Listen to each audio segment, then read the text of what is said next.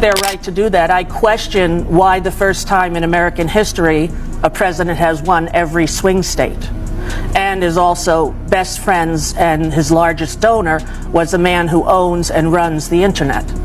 So I would hope that that would be investigated and that we would see whether or not it was an anomaly or something else that happened on election night in America when Kamala Harris was filling up stadiums with people who supported her, and Donald Trump was not able to do that. It's been amazing. It's just so exciting to see him really giving a voice to people who haven't had a voice in a very long period of time. The hardworking, blue-collar Americans that made this country so great, they seem like the only demographic that doesn't get catered to anymore in politics. And I think his message is resonating so well with them. So it's just an honor to be able to go around the country and have these people come up to me and say, Don, thank you for letting your father do this, as though I had any control over,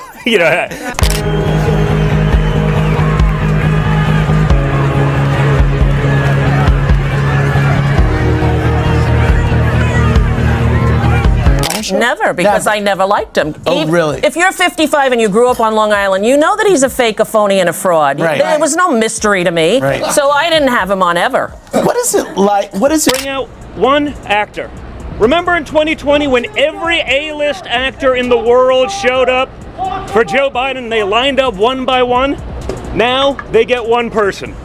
Dwayne "The Rock" Johnson disavowed, said, hey, listen, I regret voting for him. Cardi B, all the people that lined up behind Joe Biden understand that he has failed our country, he has failed the citizens of this nation, frankly, he has failed the world.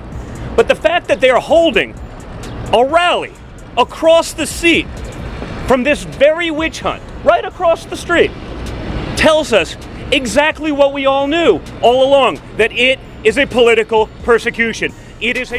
You guys are here. We're going to get to Triggered the book in a moment and your relationship, but you did something that triggered a lot of people yesterday, including myself, by releasing the name of the whistleblower whose complaint has now led to impeachment hearings. The whole point of releasing a name is to intimidate someone, to threaten someone, and to scare other people from coming out. That's something that dictators do. I've lived in China. I've seen that firsthand. That's not what America does. That's not who we do. We stand by our people. Why did you want to release the name? Abby, I think it's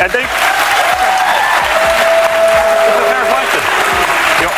I think the reality of the answer is the whistleblower's name was on a little website called The Drudge Report a couple of days ago. It was in Real Clear Politics. I literally quote tweeted an article that had the guy's name in the title of the article. So that whole thing is nonsense, but I wish the outrage would be equal. I mean, sure that your daughter Ivanka has been privileged to have.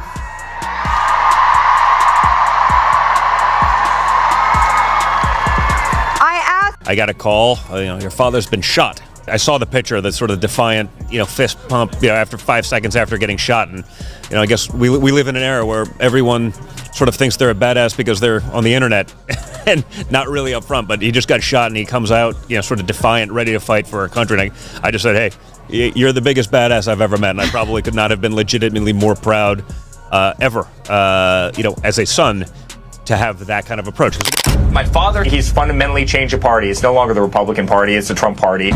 Catholic family, but I didn't have a mother, and my dad wasn't really available, and we were 5 kids who sort of survived on our own, so It wasn't really an issue. I think it's harder for people to come out who have parents. If you don't have parents, and I really didn't have parents, there's no one to tell. You tell your little sister, she's like, so? Right. It wasn't like a big thing to me, so I always feel bad because, I should have a great coming out story, like, I tried to kill myself, and I was in love with the cheerleader. I don't have that, I got a very boring, I was driving in the car. In New York City, Donald Trump Jr. and his brother Eric Trump both on the stand today in the state's financial fraud trial. Once they were given control of the Trump Organization, what the Trump sons claimed today that they did not know. Here's Aaron Katursky.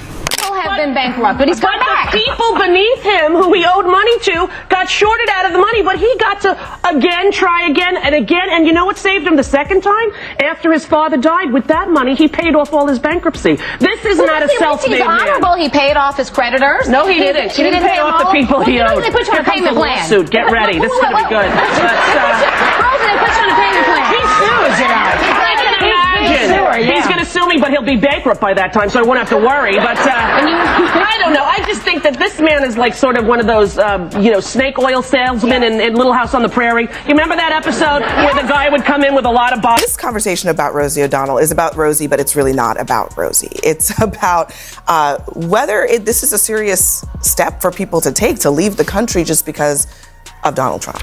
Look, most people who are afraid and really nervous now don't have the resources or the wherewithal to go to other countries. So I think the more important thing about this isn't that she's gone to Ireland where her grandparents were from, et cetera. It's the fact that there is really tremendous fear in people of color communities, in the LGBTQ plus community. People are worried about their rights being taken away and don't know what to do about that. And that is what we should take. U.S. markets slide after brief tariff relief. Yesterday's pause in tariffs offered a momentary boost, but optimism has quickly faded, with all major U.S. stock indices down so far today. Tesla is among the worst-performing companies in early trading. The electric vehicle maker's shares have dropped roughly 6%, erasing much of yesterday's gains. The decline comes after CEO Elon Musk voiced criticism of former President Trump's trade policies and clashed publicly with Trump's trade advisor, Peter Navarro, earlier this week. Tesla, like many U.S. tech firms, relies heavily on imported parts, especially from China. Other major import-reliant companies like Apple and Nvidia are also seeing share prices fall. While a 90-day easing of tariffs for select countries had sparked a rally, the broader trade conflict between Washington and Beijing continues in full force. After a major rally on Wall Street yesterday, where the S&P 500 surged 9.5% in its biggest single-day jump since 2008, the mood has shifted. At today's opening bell, the S&P 500 dropped 2.1%. The Dow Jones Industrial Average fell 1.6%, and the Nasdaq tumbled 2.8%. In contrast, European and Asian markets posted gains earlier in the day. Much of the volatility reflects lingering uncertainty over the medium-term economic outlook, as explained by our business correspondent, Mitchell Labiak. Despite yesterday's gains, today's dip suggests that investors are reassessing the real impact of the temporary tariff relief. As AJ Bell investment director Russ Mould puts it, disappointment sets in gradually. Under normal circumstances, Wall Street would be focused on fresh inflation data. The U.S. Labor Department reported this morning that inflation cooled in March, helped by a drop in petrol prices. Over the past 12 months, consumer prices rose 2.4%, down from 2.8% in February, the slowest pace since September 2024. This cooling trend may come as welcome news for consumers and the Federal Reserve, which has been working to rein in inflation. However, the data reflects a period before many of Trump's latest tariff measures took effect. Despite last night's tariff rollback, a 10% levy remains in place on most imports, with higher duties, including a dramatic 125% tariff, hitting key goods from China.